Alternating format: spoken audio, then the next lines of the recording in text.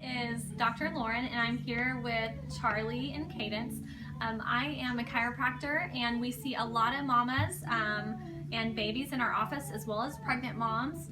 And basically, I get a lot of questions about adjusting babies and if it's safe, if it's gentle, and people just really are interested in what it looks like and are somewhat confused about it as well, because they perceive that the adjustment would be the same for a baby as it would be for an adult. And I just want to show you today how we adjust babies and how we really dial it down for their little bitty structure, and how safe and gentle it is. So first, I just want to share with you a little bit about chiropractic so you understand what I'm doing. So this is the spine here, and this is what most people call the tailbone, which is the sacrum, and these are all the bones in your spine, and this would be the top of your head. And you're looking at this little baby skeleton from the back. So what we do as chiropractors, as we palpate and assess the bony structure of the spine to see if there's any rotation in that.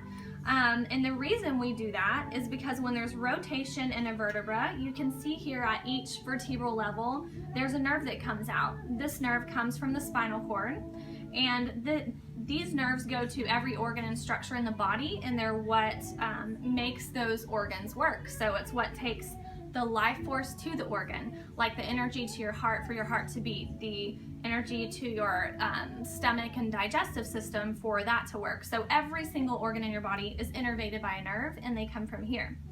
So when a portion of your spine, a segment of your spine is out of place, it changes basically the amount of room for that nerve to come out, and it causes interference to that nerve. It causes pressure on that nerve.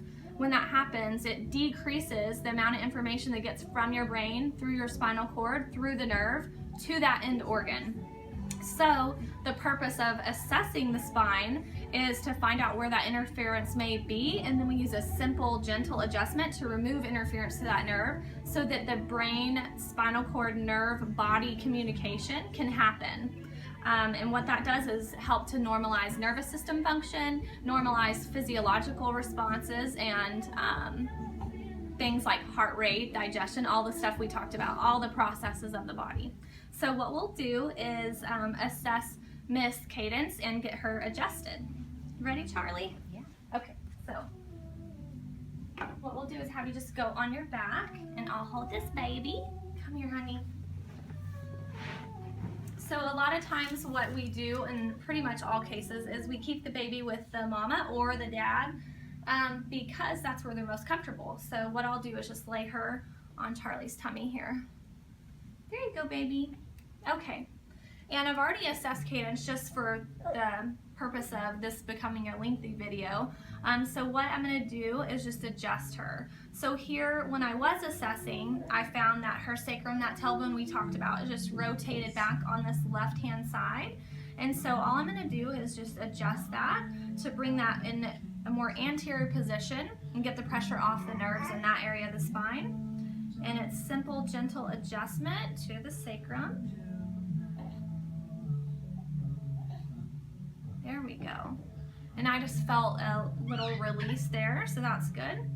And then on the other side, her pelvis was really rotated back in this direction. It's really, all of this is really common for babies who are learning to sit up and crawl and all these other activities that these little ones do.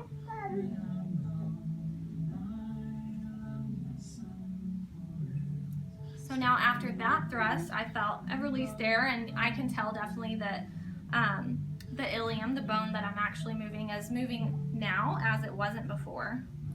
And then here in her lumbar spine, she just has a vertebra like we talked about that was a little out of position. So all we're gonna do, hi baby, is set that, and it's very simple just with the hand. A very gentle thrust, and you can tell obviously that I'm not causing her any discomfort because she would let us know.